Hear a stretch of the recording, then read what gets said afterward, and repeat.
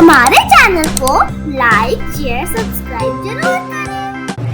बार की बात है, एक गांव में राघव और मीनू रहते थे। बहुत समय बीत चुका था उनकी शादी को। करीब 4 साल होने के बाद भी उनकी जिंदगी में एक बच्चे की कमी थी। एक दिन अचानक मीनू की तबीयत अचानक खराब हो जाती है और जल्दी से डॉक्टर के पास लेके जाते हैं। डॉक्टर से पता चलता है कि मीनू मां बनने वाली है और डॉक्टर मीनू को अच्छा खाना खाने और खुश रहने की सलाह देती है।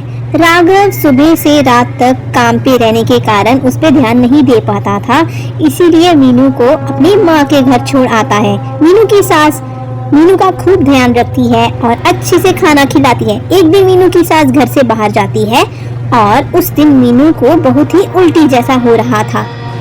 इसी वजह से मीनू को चटपटा खाने का मन कर रहा था।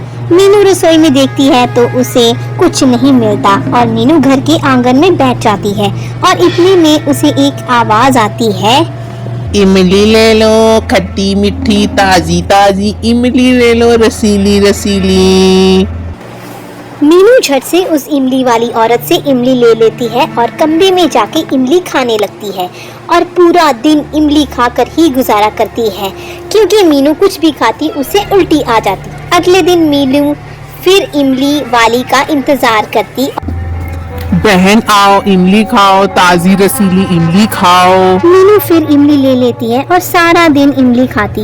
इमली वाली जैसे ही चलने लगी तो इमली वाली गायब हो जाती है और जादू से एक बगीचे में पहुंच जाती है और चुड़ैल बन जाती है और कहती है, अब गांव की सारी औरतें मेरी ही इमली की दीवानी हो गई हैं। इमली वाली डायन रोज इमली अपने बगीचे से तोड़ती और गांव की गर्भवती औरतों को खिलाती और ऐसे ही अपने इमली के पेड़ को और बड़ा बनाती। पर पेड़ को उगाने के लिए पानी नहीं, वह जानवरों का खून इस्तेमाल करती। मीनू की सास को बहुत गुस्सा आता है और बहू क्या सारा दिन इमली खाती रहती है, इससे तेरे बच्चा तंदुरुस्त नहीं हो पाएगा। खाना, फल, दूध, मक्खन, घी की जगह इमली से पोषण नहीं मिलेगा तुझे। मीनू कहती है, माँ जी मैं जब भी कुछ और खाती हूँ तो मुझे उल्टी जैसा लगने लगता है। सास बहुत ही परेशान हो जाती है और राघव को फोन करती है। राघव, मीनू को तू ध्यान रखने के लिए मेरे पास छोड़ के गया था, लेकिन ये इमली खाकर ही गुजारा कर रही है। अब बता मैं क्या करूँ? राघव कहता है, क्या बात है मीनू, तुम्हें याद है ना डॉक्टर साहिबा ने क्या कहा था? खाने का खास ख्याल रखना है। चलो अब तुम्हें शहर जाना होगा, मेरे साथ एक जांच करनी है, डॉक्टर कहती थी। मीनू और राघव डॉक्टर से अल्ट्रासाउंड करवाते हैं और डॉक्टर बताती है कि मीनू के पेट में इमली जैसा बच्चा है। राघव परेशान होकर अपनी माँ को बताता है, माँ इमली जैसा बच्चा है, डॉक्टर ने बताया है। सास हैरान हो जाती है और कहती है, बहुत अजीब बात है, ये कैसे हो सकता है? हमारे पड़ोस में शीला है अपनी बहू को डॉक्टर के पास लेके जांच करवाने गई थी। मैं उससे भी पूछ लेती हूँ। राघव की माँ अपनी पड़ोसन से पूछती है। पड़ोसन कहती है, अरे मेरी बहू भी पूरा दिन इमली खाती है, डॉक्टर कहता है बच्चा इमली जैसा है, भला ये कैसे संभव हो सकता है बता?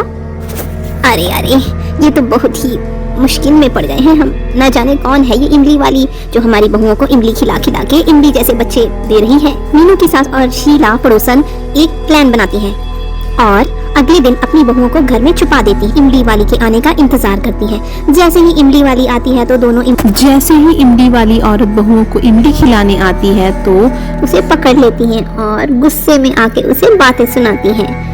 और चुड़ैल गुस्से में आ जाती है और कहने लगती है, मैं एक चुड़ैल हूँ, सब औरतों के बच्चे जब पैदा होंगे तो सारे बच्चे मेरे पास आ जाएंगे। ये कहते ही चुड़ैल गायब हो जाती है।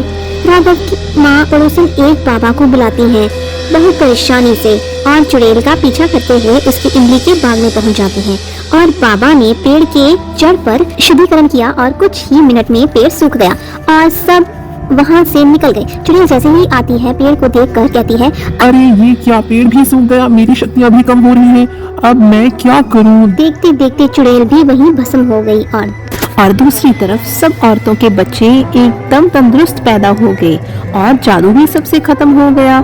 ऐसे ही सब हंसी खुशी रहने लगे। ऐसे ही प्यारे प्यारे वीडियो देखने के लिए हमारे चैनल को लाइक शेयर सब्सक्राइब जरूर करें।